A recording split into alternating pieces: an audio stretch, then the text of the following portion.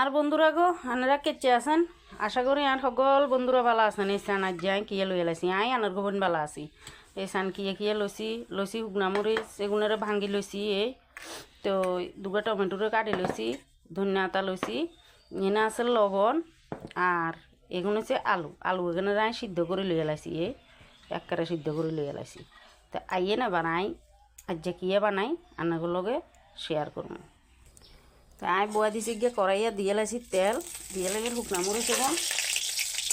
তো শীতের কালে আসে না কেনা ঝাল ঝাল বক্তা নহলে ভালো লাগে না, আনারগো কাটতে কেচা লাগে জানি না। তো আতে কেনা ঝাল ঝাল ভক্তা একখান শীতকালে ভাল লাগে খাইতে। ডেলি মনে হয় যেন একখান ভক্তা খাই, তবে একদিন একরকম খাই, একরকমের ডেলি খাই না। তো আচ্ছা মরিচ এখন তো হয়ে গেছে, এবার আই দিলাম টমেটো।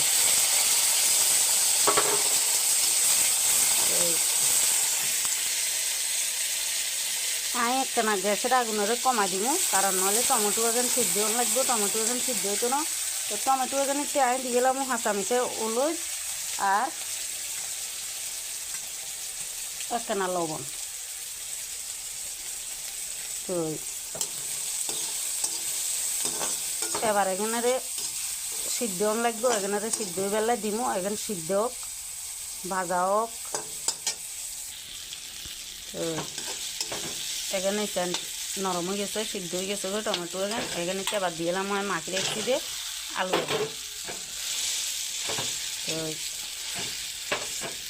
তো এবার শুধু আলু এখানে টমেটো এখানে মিশাইলে আরমু। তো ঘটনা হচ্ছে আলু ভর্তা এখান। তো এনে আলুরে সিদ্ধ করি পেঁয়াজ কাঁচামরিচ বা পেঁয়াজ শুকনা মরিচ দিয়ে মাখি তো আমরা সকলেই খাইছি। তো এনে একদিন খাইছে এন যে সোয়াদ খালি আর ভুলতেন না সোয়াদের কথা।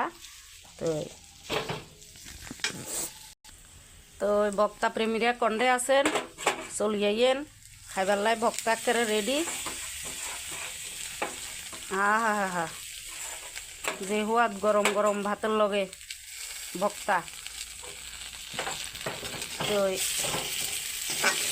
এটা হচ্ছে ভক্তার সোয়াদ বুঝবো ভক্তা প্রেমীরা সকলে বুঝতো না।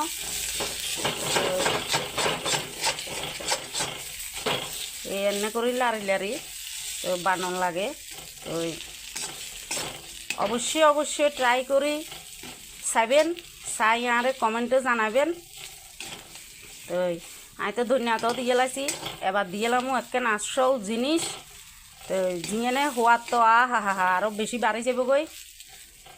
তো এই সান আমি দিয়ে লাই এর ঘি। এবার তো সোয়াদের কথা কই আর লাভ নাই, গরম গরম ভাতের লগে এক থাল খন যাব।